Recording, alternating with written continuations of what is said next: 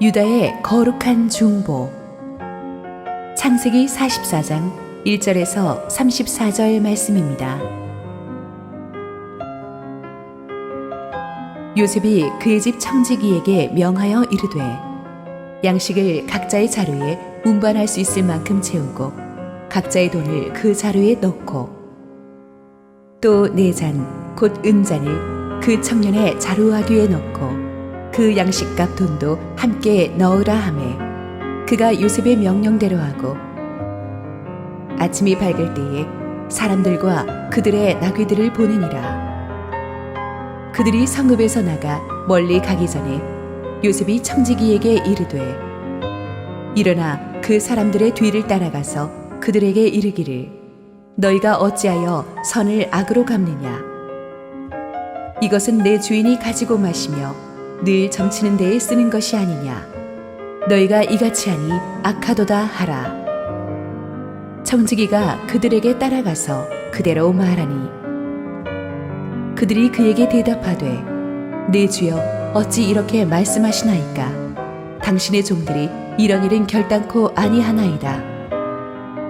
우리 자루에 있던 돈도 우리가 가나안 땅에서부터 당신에게로 가져왔거늘 우리가 어찌 당신의 주인의 집에서 은금을 도둑질하리이까. 당신의 종들 중 누구에게서 발견되든지 그는 죽을 것이요 우리는 내 주의 종들이 되리이다. 그가 이르되 그러면 너희의 말과 같이 하리라. 그것이 누구에게서든지 발견되면 그는 내게 종이 될 것이요 너희는 죄가 없으리라. 그들이 각각 급히 자루를 땅에 내려놓고 자루를 각기 푸니 그가 나이 많은 자에게서부터 시작하여 나이 적은 자에게까지 조사하매 그 잔이 베냐민의 자루에서 발견된지라. 그들이 옷을 찢고 각기 짐을 나귀에 싣고 성으로 돌아가니라. 유다와 그의 형제들이 요셉의 집에 이르니 요셉이 아직 그곳에 있는지라. 그의 앞에서 땅에 엎드리니 요셉이 그들에게 이르되 너희가 어찌하여 이런 일을 행하였느냐. 나 같은 사람이 점을 잘 치는 줄을 너희는 알지 못하였느냐. 유다가 말하되 우리가 내 주께 무슨 말을 하오리이까. 무슨 설명을 하오리이까.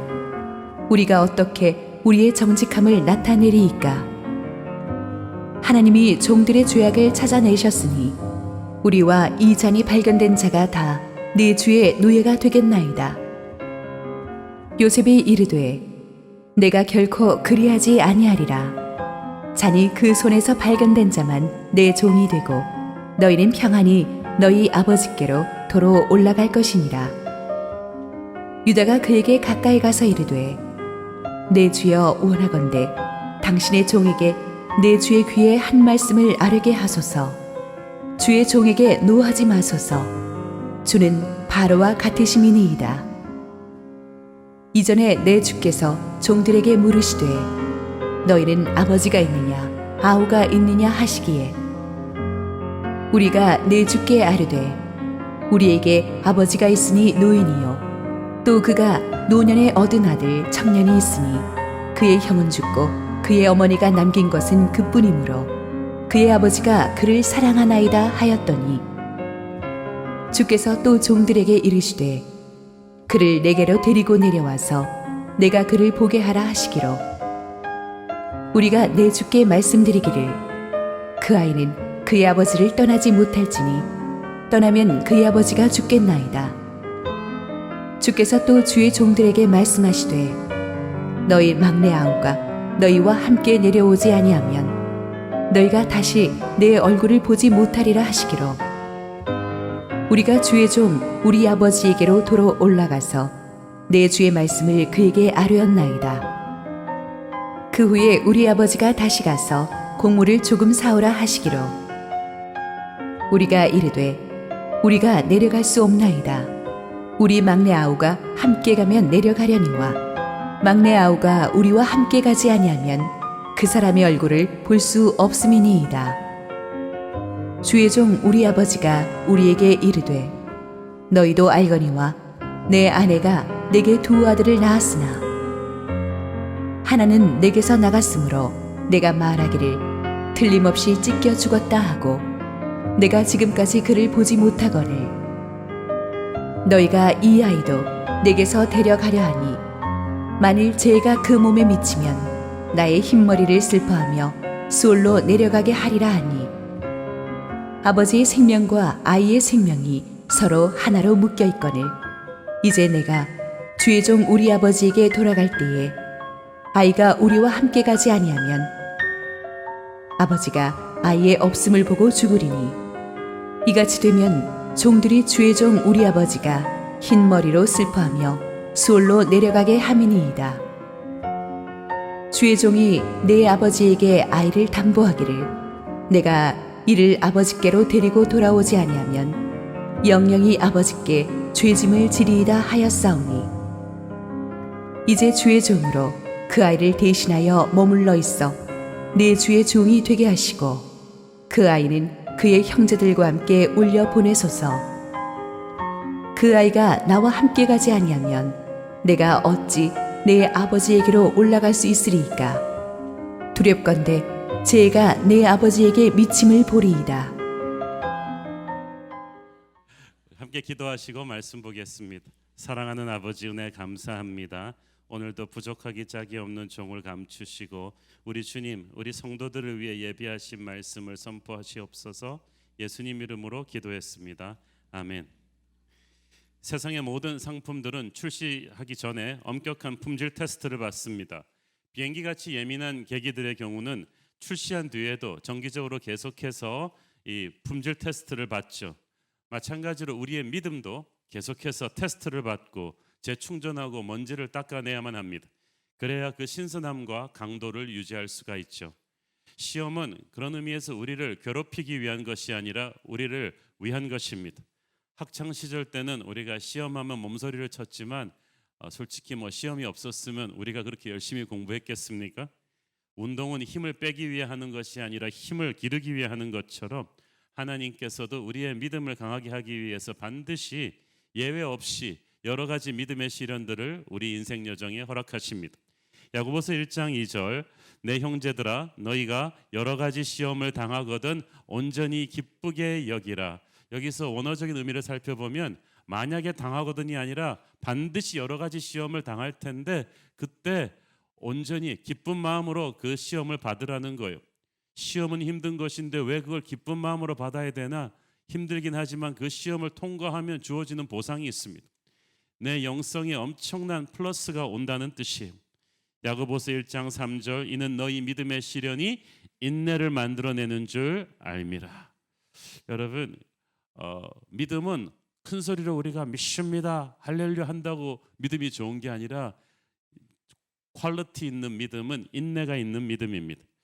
믿음이 성숙치 못한 이들의 특징은 언제나 인내심 부족입니다. 베드로는 큰 소리는 쳤지만 성급하게 겟세마네 동산에서 칼을 휘둘러서 그 제사장의 종의 귀를 베어버렸죠. 성숙하지 못한 믿음은 조급하기 마련이고 그것은 본인과 주위 사람들에게 상처를 줍니다. 인내란 주어진 상황을 그냥 무기력하게 받아들이는 패배주의가 아닙니다. 성경적인 인내는 하나님의 뜻을 믿고 폭풍 속에서도 그 자리를 지키는 영적인 담대함을 뜻합니다. 그런 믿음은, 그런 인내심은 그냥 하루아침에 길러지는 게 아닙니다. 나의 계획이 실패하고 나의 소망이 무너지는 이 믿음의 시련들을 수없이 많이 주님의 손을 붙잡고 겪을 때 우리의 인내가 조금씩 굳세어지는 것입니다. 믿음의 시련을 기쁨으로 인내하면 반드시 열매가 있습니다. 그것은 바로 영적 성숙이죠. 야고보서 1장 4절 인내를 온전히 이루라. 이는 너희로 온전하고 구비하여 조금도 부족함이 없게 하려 함이라. 영어 성경에 보니까 so that you may be mature and complete. 영적으로 성숙하다는 뜻입니다. 영적으로 성숙해지면 균형이 잡힙니다. 영성이. 자기 안에 있던 옛사람의 날카롭고 모난 부분들이 깎여 나가면서 겸손하고 아주 진중하고 사랑이 많은 사람으로 바뀌게 되죠. 오늘 본문에 나오는 요셉의 형들처럼 때로는 하나님께서 우리 한 사람뿐만 아니라 여러 사람을 동시에 믿음의 테스트를 같이 통과시킬 때가 있습니다. 이럴 경우에는 하나님께서 그 믿음의 시련을 통해서 우리 모두를 함께 변화시켜 가시는 거예요. 영적 시험에 대해서 왜 이렇게 서두에 자세히 다루느냐 하면 그것이 오늘의 본문을 이야기해 주는 중요한 열쇠가 되기 때문입니다. 사실 오늘의 본문은 요셉에 관한 성경 본문 중에서 정말 이해하기 힘든 스토리 중에 하나입니다. 왜냐하면 그 착하고 정직한 요셉이 형들에게 없는 죄를 뒤집어 씌우기 때문이죠. 이게 우리가 아는 요셉이 맞나 할 정도로 이 성경 말씀이 해석하기가 난해합니다. 단순히 생각하면 요셉도 인간이니까 형들한테 복수하는구나. 그래 나라도 하겠어. 20년 전에 청소년의 나이에 나를 노예로 팔아넘긴 형들의 죄를 생각하면 복수를 해야지. 그런데 복수치고는 이게 좀 너무 좀 째째하단 말이에요. 지금 요셉은 절대 권력자가 되어 있어요. 그러므로 자기의 정체 딱 밝히고 네 죄를 네가 알렸다 그러면서 곤장도 좀 치고 말이죠. 감옥에 보내거나 갤리선 노예로 보내버리면 시원한 복수가 될 텐데 이 복수치고는 이게 너무 조금 이상해요. 요셉은 지금 단순한 복수를 하고 있는 것이 아닙니다. 우리는 계속해서 요셉이 구약에서 예수님을 상징하는 인물이라는 것을 강조해 오고 있죠. 요셉의 그래서 지난번에 이어서 형들을 계속 시험을 주고 있는 거예요. 시험에는 마귀가 주는 시험이 있고 하나님이 주시는 시험이 있는데 마귀가 주는 시험은 우리를 점점 하나님으로부터 멀리 가게 하지만 하나님이 주시는 시험은 점점 하나님께로 우리를 끌어당깁니다. 그러므로 요셉이 아니라 요셉을 통해서 하나님께서 형들을 다루시고 있는 거예요. 믿음의 시련을 통해서 그들을 연단시키고 있습니다. 역설적으로 우리 인생에서 하나님이 주시는 믿음의 시련이 이해할 수 없는 시련이 계속된다는 것은 하나님께서 우리를 위해 예비하실 축복이 아주 가까웠다는 뜻이죠. 그래서 우리 생각에는 계속해서 이게 막 우리 인생이 꼬이는 것 같고 힘들어져 가는 것 같은데 오히려 우리는 약속의 땅에 근접해 있습니다. 하나님께서 축복을 주시기 전에 축복을 받을 만한 그릇으로 우리를 흔들어 보시면서 검증하시는 거예요. 그러므로 이 믿음의 시련을 통과할 때 이해하려 하지 말고 하나님을 바라보면서 잘 견뎌나가는 것이 중요합니다. 1절 3절 읽습니다. 요셉이 그의 집 청지기에게 명하여 이르되 양식을 각자의 자루에 운반할 수 있을 만큼 채우고 각자의 돈을 그 자루에 넣고 또 내 잔 곧 은잔을 그 청년의 자루 아귀에 넣고 그 양식값 돈도 함께 넣으라 하매 그가 요셉의 명령대로 하고 아침이 밝을 때 사람들과 그들의 나귀들을 보내니라. 자, 우리가 지난주 본문에서 배웠죠. 요셉의 집에서 형들을 위한 풍성한 만찬이 열렸습니다. 만찬이 끝난 뒤에 형들은 이제 고향으로 돌아갈 채비를 합니다. 요셉은 형들의 돌아가는 곡식 자루에 아주 곡식을 그득그득 넣어주고 형들이 가져온 곡식 대금도 그대로 넣어서 돌려보냅니다. 하지만 형들 모르게 청지기를 시켜서 자신의 은잔을 은으로 된 그 잔을 막내 베냐민의 자루 속에 몰래 넣습니다. 이것은 베냐민에게 도둑 누명을 씌우려는 요셉의 그 계획이었죠.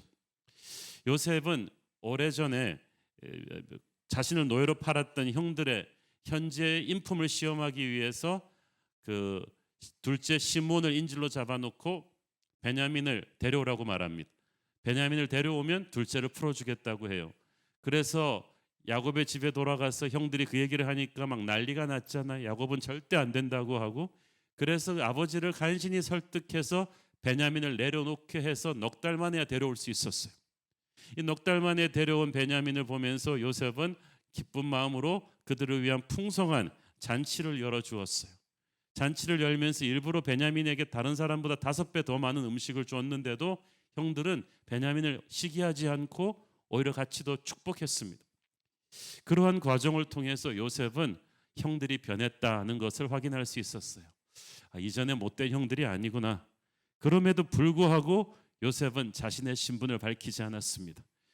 진짜 변했는가를 보기 위해서 마지막 시험을 한 번 더 그들에게 주기로 한 것입니다. 그래서 요셉이 그들에게 도둑 누명을 씌우기로 하고 막내 베냐민의 자루 속에 자신의 은잔을 집어넣었어요. 이 은잔에 대해서는 좀 설명이 필요합니다. 그 당시 애굽에서 이 주인이 쓰는 은잔은 항상 식탁에서 마실 때 애용하는 그 애용품일 뿐 아니라 집안의 운명을 가르는 점을 칠 때도 사용되는 도구였기 때문에 가보 같은 거예요. 가문의 보물이에요. 게다가 요셉은 전 애굽의 미래를 예지해 가지고 애굽을 멸망해서 구해낸 인물이기 때문에 총리 대신 요셉 집안의 이 은자는 국보급 보물이라고 할 수 있습니다. 이런 국보급 보물을 훔쳤을 때 도둑은 100% 사형입니다. 그렇기 때문에 이렇게 귀한 것이기 때문에 형제들에게 도둑의 누명을 세우고 그 죄의 심각성을 일깨우는 데는 가장 적합한 물건이었던 거죠. 한편 아무것도 모르는 요셉의 형들은 기분이 그냥 찢어지게 좋습니다. 총리관저에서 융숭한 대접도 받고 인질로 잡혔던 시므온도 구해내고 나귀마다 곡식 가득 싣고 그리고 그토록 걱정했던 막내 베냐민도 아무 문제 없이 다시 데리고 돌아가게 되니까 뭐 아버지 야곱한테 면도 서고 하나도 잘못된 게 없어요. 그때까지는 그들이 그토록 고민했던 문제들이 다 해결됐으니까 돌아가면서 일일이 만보를 불렀겠죠. 아, 이제 정말 고생 끝 행복 시작인가 보다. 그런데 요셉의 형들이 누리던 기쁨이 몇 시간을 가지 못합니다. 그들이 성읍에서 나와 멀리 가기도 전에 저 멀리에서 요셉이 보낸 애굽의 청지기와 그가 거느린 기마대 병력이 질풍같이 따라와서 그들을 추격해서 잡습니다. 순식간에 요셉의 형들을 쫙 살벌한 이 기마대가 에워쌉니다. 참, 그러고 보면 인간이 한치 앞을 알 수 없는 존재들입니다. 당장 내일 어떤 일이 일어날지 모르면서 오늘 한 곱이 넘겼다고 우리는 모든 것을 잃은 듯이 희낙낙합니다. 그런데 우리가 전혀 모르던 어떤 일이 우리 뒤통수에서 막 준비되고 있다가 전혀 뜻밖의 순간에 우리를 탁 덮칠 수 있는 것, 바로 그것이 인생입니다. 믿음의 시련이란 것이, 시험이란 것이 우리 생각에 뭐 이만하면 이제 다 끝났겠지라고 한다고 끝나는 게 아니에요. 인생의 주관자이신 하나님 보시기에 끝나야 끝나는 것입니다. 왜 옛날 무협지에서 산에 가서 무술을 닦는 이 청년이 한참 무술을 닦은 뒤에 이제 이만하면 됐겠지 하고 나 이제 내려갈래요 그런다고 내려가지는 게 아니에요. 스승이 이제 하산해도 좋다 그럴 때 하산하는 거예요. 마찬가지로 요셉의 형들에게는 또 한 번의 믿음의 시험이 그들을 기다리고 있었습니다. 형들을 무섭게 추격해서 따라잡은 요셉의 청지기가 화를 내면서 그들을 추궁하죠. 요셉이 일러준 각본 그대로 형들을 몰아붙입니다. 너희 배은망덕한 놈들 같으니라고. 어째서 서늘하고로 갚느냐? 우리 주인께서 너희들을 얼마나 잘 대접해서 보내는데 감히 주인 집안의 가보인 이 은잔을 훔쳐? 너희들 정말 나쁜 사람들이구나. 막 노발대발해요. 형들 입장에서는 이건 뭐 마른 하늘에 날벼락이 따로 없습니다. 7절 9절 읽습니다. 그들이 그에게 대답하되 내 주여 어찌 이렇게 말씀하시나이까? 당신의 종들이 이런 일은 결단코 아니하나이다. 우리 자루에 있던 돈도 우리가 가나안 땅에서부터 당신에게로 가져왔거늘 우리가 어찌 당신의 주인의 집에서 은금을 도둑질하리이까? 당신의 종들 중 누구에게선지 발견되든지 그는 죽을 것이요 우리는 내 주의 종들이 되리이다. 마지막 말은 안 했어야 되는데 자기 입으로 자기들의 운명을 묶어버리는 말을 했어요. 사실 그들은 자신들의 결백함을 100% 확신하고 있었고 그건 사실이었어요. 그러니까 그렇게 마지막 말을 한 거예요. 이 누가 도둑으로 발견되면 그 사람은 죽여라. 그리고 우리 모두 다 같이 노예가 돼서 죗값을 치르겠다. 자기들은 결백하니까. 하지만 이 사람들이 상황을 그렇게 단순하게 봐서는 안 되는 거였어요. 뭔가 이상하다는 것을 감지했었어야죠. 지난번에도 자기들이 이해할 수 없는 일이 일어났잖아요. 곡식을 구입한 돈이 집에 가보니까 자루에 그대로 들어있었던 거 이상한 일이었잖아요. 왜 그리고 굳이 막내 동생 베냐민을 데려오라 그랬겠어요. 이게 다 이상한 일인데도 그들은 이런 자기들이 알 수 없는 일이 벌어질 수 있다는 것을 예상치 못한 채 그저 우리는 잘못한 거 없다. 그러니까 문제 없을 것이다 라고 큰소리 친 거예요. 그러나 여러분 우리 인생에서 내가 아무것도 잘못하지 않았어도 장담할 수 있는 게 있습니까? 여러분 운전할 때 여러분만 모범 운전한다고 돼요? 그날 어쩔 수 없이 골목에서 난폭 운전하는 차랑 만나면 차 사고 나는 거예요. 그리고 보험사가 와서 처리할 때는 양쪽 과실로 처리하는 경우가 많아요. 우리 인생에도 그렇습니다. 요셉 형들은 자기들은 안 훔쳤으니까 문제 없다고 생각했는데 지금 형들이 뭘 잘못해서 이렇게 된 게 아니라 요셉이 쳐놓은 그물에 걸리는 거거든요. 요셉의 형들처럼 우리도 우리와 상관없는 억울하며 분통 터지는 시험에 걸리는 때가 있습니다. 아무리 내가 결백해도 나는 전혀 알지도 못하던 억울하고 힘든 상황이 우리를 깜짝 놀라게 하는 거예요. 그럴 때 우리는 하나님을 원망하게 되죠. 하지만 이런 억울한 시험 가운데서도 우리를 향하신 하나님의 깊은 섭리가 있다는 것을 알아야만 합니다. 여러분이 잘못한 일이 없는데도 걸렸을 때 너무 억울하지 마세요. 여러분이 잘한 거 없는데도 축복받은 적도 많았거든요. 그래서 지금 요셉의 형들은 자기들의 인생을 걸고 우리는 무지하다고 펄펄 뛰었습니다. 청지기가 기다렸다는 듯이 그 말을 딱 챘어요. 그래? 네 입으로 말했어. 은잔이 발견된 자는 죽을 것이고 나머지는 다 노예가 될 거라고 니들이 말했다. 그러면서 찾아보자. 그대로 함정에 걸려든 거예요. 요셉의 목적은 지금 형들을 다 노예로 삼는 게 아니죠. 막내 베냐민만 노예로 삼겠다고 했을 때 형들이 어떻게 나올 것이냐, 그거를 보겠다는 것입니다. 그동안 형들이 어땠습니까? 라헬의 소생이라고 해서 그래서 요셉을 편애한다고 아버지의 그 편애를 질투했잖아요. 그래서 22년 전에 너무 질투가 심한 나머지 요셉을 노예로 팔아버린 거 아니에요? 이제 세월이 지나서 똑같은 상황이 와서 라헬의 남은 소생인 베냐민마저 잡히게 된다면 이 형제들은 어떻게 할 것인가? 22년 전에 나를 버렸듯이 형들이 베냐민도 버릴 것인가? 22년 동안에 변한 것 같긴 같은데 아직도 미심쩍은 형들이 진짜 변했을까? 형제에 대한 사랑이, 아버지 야곱에 대한 사랑이 정말 생겼을까? 이것이 요셉이 형들에게 주는 마지막 시험입니다. 11절 12절 읽습니다.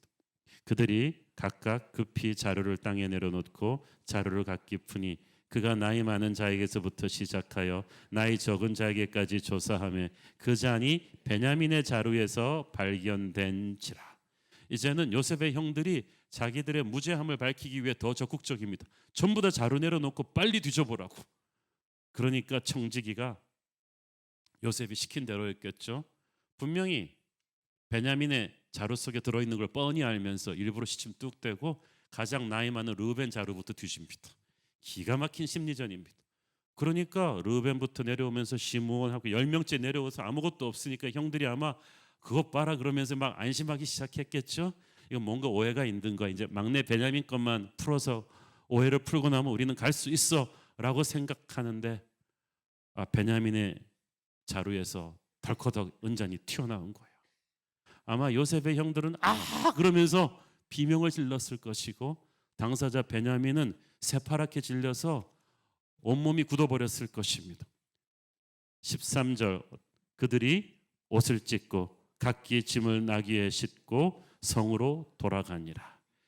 당시 히브리 사람들에게 옷을 찢는 것은 너무나 충격적인, 너무나 큰 슬픔과 괴로움을 표현하는 방법이고 또한 하나님 앞에서 자신의 죄를 정말 살려달라고 간절하게 애원하는 방법이었습니다. 하필 그렇게 보호하려고 애썼던 베냐민에게서 잔이 나오다니 이건 너무나 가혹한 시련이 온 거예요. 형제들은 머리가 하얘졌습니다. 눈앞이 캄캄해졌습니다. 그리고 마음이 한없이 가난해졌어요. 우리에게 그 상황을 빠져나갈 능력이 조금만 있어도 우리는 가난한 마음이 되질 않습니다. 억울하게 당했는데 이거는 뭐 벗어날 힘도 없고 변명할 방법도 없을 때 우리 마음이 가난해지죠. 마음이 가난해지면 그때 우리는 모든 시선을 하나님께로 맞추게 됩니다. 애굽의 총리관저로 형들이 돌아가 보니까 노랗게 질려가지고 가보니까 요셉은 뭐 녹이 등등한 얼굴로 그들을 기다리고 있습니다. 어째서 너희들이 이런 배은망덕한 짓을 저질렀느냐? 내가 점 잘 치는 사람인 줄 몰랐느냐? 실제로 요셉이 점을 치진 않았겠죠. 그러나 그만큼 요셉의 지혜와 예지력이 뛰어나다는 것을 온 천하가 다 아는데 어찌 너희들이 감히 나를 속일 생각을 했느냐? 그 말이죠.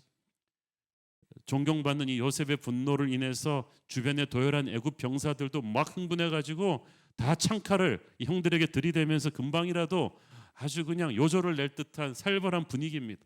어지간한 사람 같으면요 두려워서 말도 못할 상황인데 이때 넷째 유다가 나선 거야. 그리고 말을 하기 시작합니다.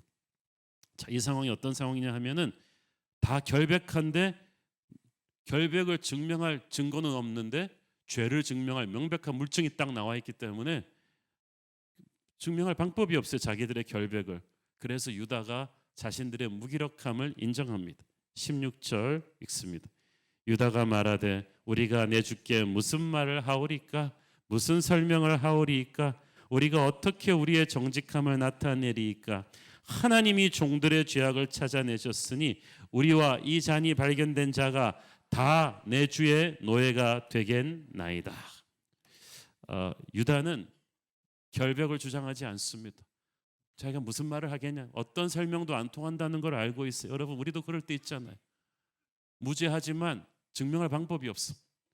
이미 분위기나 정황상은 자기들을 믿어줄 분위기가 아니에요. 그래서 유다는 그쪽은 포기하고 하나님께서 자신들의 죄악을 찾아내셨다고 합니다. 아우 베냐민의 죄가 아니라 자신들의 죄. 그래서 지금 유다가 말하는 것은 은잔을 훔친 죄가 아니에요. 오래전 아우 요셉을 노예로 팔아버린 그 죄를 말하는 거예요. 지금 유다는 알고 있어요. 지금 일어나고 있는 이해할 수 없는 믿음의 시련들이 그 사건이 문제가 아니라 뿌리 속에는 오래전 자기들이 저지른 형제를 노예로 팔아넘긴 그 죄를 하나님이 추적하고 있다는 것을. 그리고 유다는 정확히 본 거죠. 하지만 결론이 달라요. 이번만큼은 결코 아우를 혼자 죽게 내버려 두지 않고 우리 모두가 함께 죄값을 치르겠습니다. 이것이야말로 요셉이 확인하고 싶었던 형제의 사랑이에요. 그렇지만 요셉이 한 번 더 형들을 시험해 보죠. 17절 읽습니다.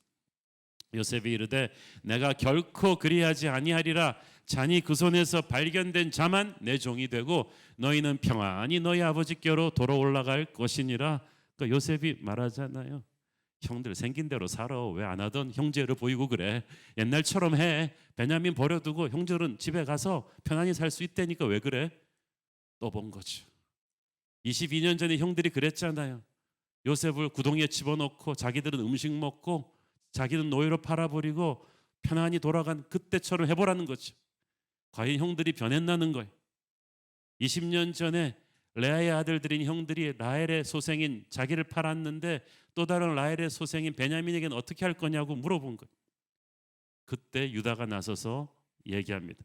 18절부터 40절까지 오늘 본문 하반부에 나오는 이 유다의 애절한 중보는 성경에서 나오는 가장 위대한 중보의 기도 중에 하나죠. 지금 형제들은 요셉의 정체도 모르고 숨은 의도도 전혀 모르고 있습니다. 이미 애굽의 절대 권력자에게 찍혔기 때문에 자기들은 너무나 무기력하니까 다들 죽을 각오는 했어요. 잘 돼야 노예고 잘못되면 그냥 죽습니다. 이걸 각오하고 요셉 앞에서 말하는데 유다의 그 연설 내용을 가만히 살펴보면은 자기들의 지금 불쌍하게 된 처지를 말하는 게 아니에요. 아버지 야곱이 겪게 될 고통이 너무나 크다는 거예요. 아버지 야곱은 노년에 얻은 아들 베냐민을 너무나 사랑합니다.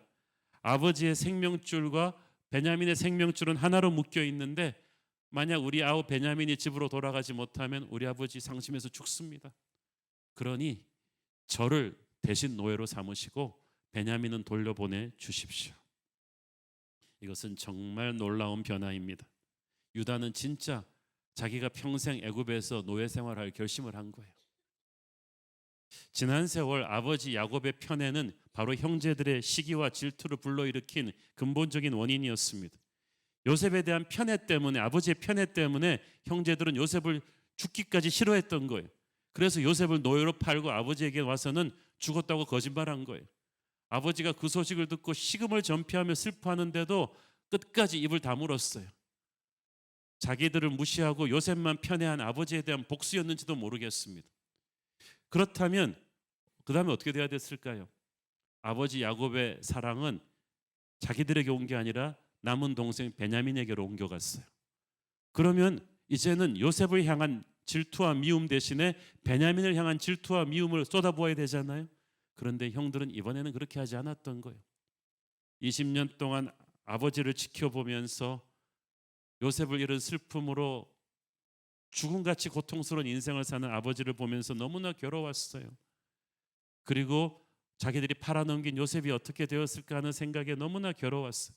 그래서 그들은 더 이상 아버지를 미워하지 않게 되었고 베냐민을 시기하지 않게 되었어요.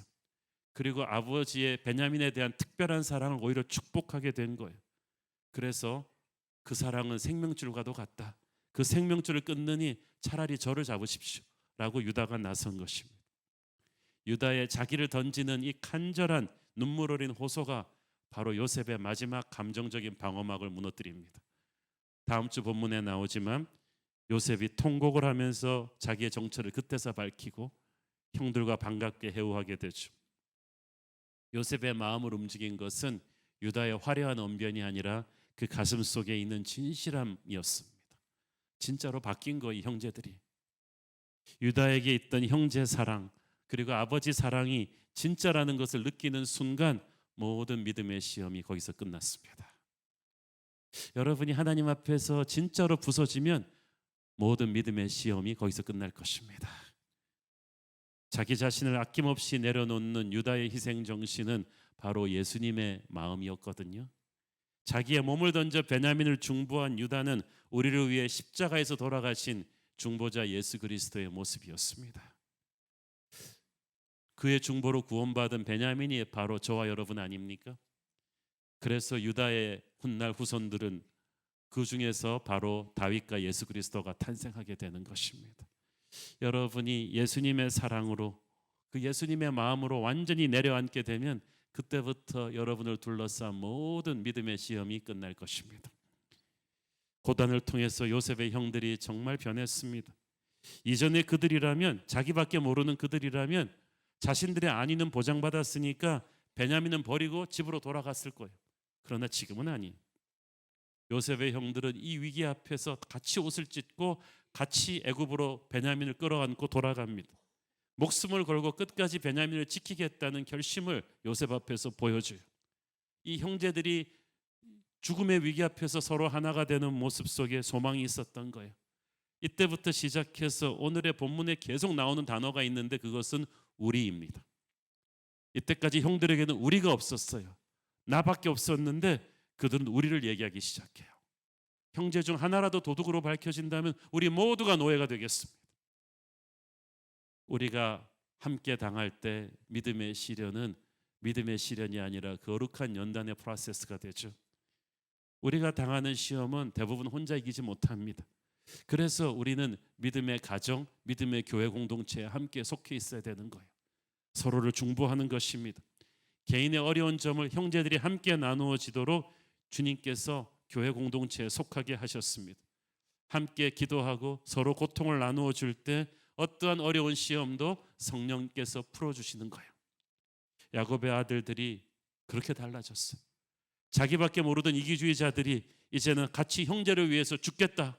이 이국 땅에서 평생 노예로 살지라도 우리는 형제를 위해 죽겠다고 나섰어요. 드디어 야곱 안에 가족 안에 잃어버린 사랑이 회복된 것입니다. 할렐루야. 이해할 수 없는 시련을 계속 같이 겪으면서 그들은 묻어두었던 요셉에 대한 죄를 기억하고 회개하기 시작했어요. 마음이 깨어지기 시작했어요. 아버지 야곱에 대해서도 불평불만이 많았다가 이제는 늙은 아버지의 마음을 헤아리고 아버지에게 상처를 주어서는 안 된다는 생각을 하기 시작합니다. 배다른 형제들끼리의 질투와 경쟁도 사라지고 이제는 서로 덮어주고 사랑해주고 희생하는 그런 형제의 모습이 되었어요. 다들 서로 자기 몸을 던져서 베냐민을 지키려고 합니다. 이것이 바로 하나님이 그토록 보고 싶어 하던 믿음의 가정의 모습이었어요. 이것이 바로 이스라엘의 12지파의 선조가 될 형들의 모습이었던 거예요. 사실 이때까지만 해도 야곱의 아들들의 모습은 한심하기 짝이 없었습니다.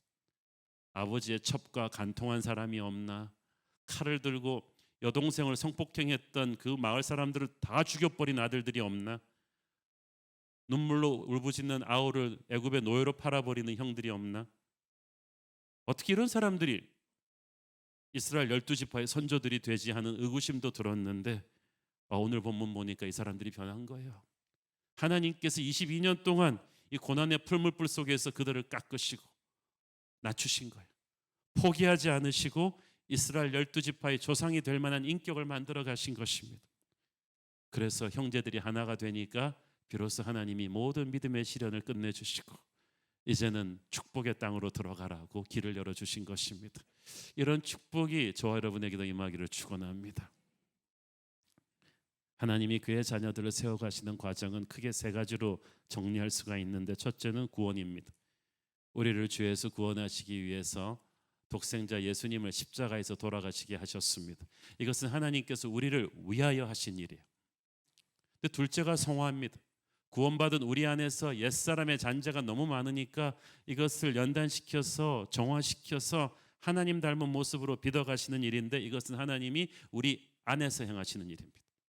구원은 우리를 위해서 행하신 일이고 성화는 우리 안에서 행하시는 일인데, 셋째는 사역이에요. 이제 우리만 위해서 살던 우리가 형제를 위해서 살고 하나님의 일을 위해서 살고 영혼을 섬기는 일을 할 수 있도록 하시는데, 이것은 하나님이 우리를 통하여 하시는 일이에요. 구원은 우리를 위해서 하시는 일이고 성화는 우리 안에서 행하시는 일이고 사역은 우리를 통하여 하시는 일인데, 중요한 것은 하나님께서 절대 이 순서를 바꾸지 않는다는 사실이에요. 우리는 일이 급해요.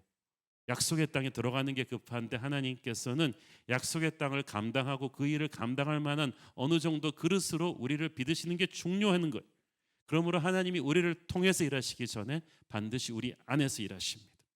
믿음의 시련은 그래서 주어지는 거야.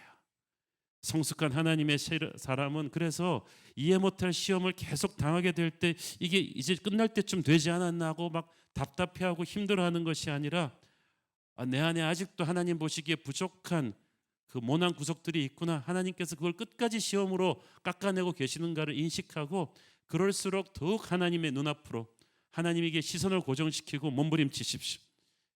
여러분의 가정이나 친구, 형제, 자매들이 같이 믿음의 시련을 통과하고 있다면 서로를 격려하고 서로 사랑하고 위해서 기도해 주십시오. 시련을 통해서 여러분은 진짜 사랑의 공동체로 거듭나게 될 것입니다. 그때 하나님께서는 우리를 통해 큰 역사 이루실 줄로 믿습니다. 기도하겠습니다. 주님, 은혜를 감사합니다. 형제들에게 주어진 요셉의 마지막 시험, 그 믿음의 시험을 통해서 형제들은 자신들이 서로 사랑하는 성숙한 믿음의 사람으로 바뀌어졌음을 보여주었습니다. 지금 우리를 다루시는 하나님의 손길도 우리는 그렇게 해석하게 하여 주시옵소서. 하나님, 지금 고통스럽고 힘든 예기치 못했던 믿음의 시련들을 통과하고 있는 사람이 있다면 오직 시선을 하나님께 맞추고 이 믿음의 시련을 잘 이겨내어 축복의 땅으로 들어가게 하옵소서. 예수님 이름으로 기도했습니다. 아멘.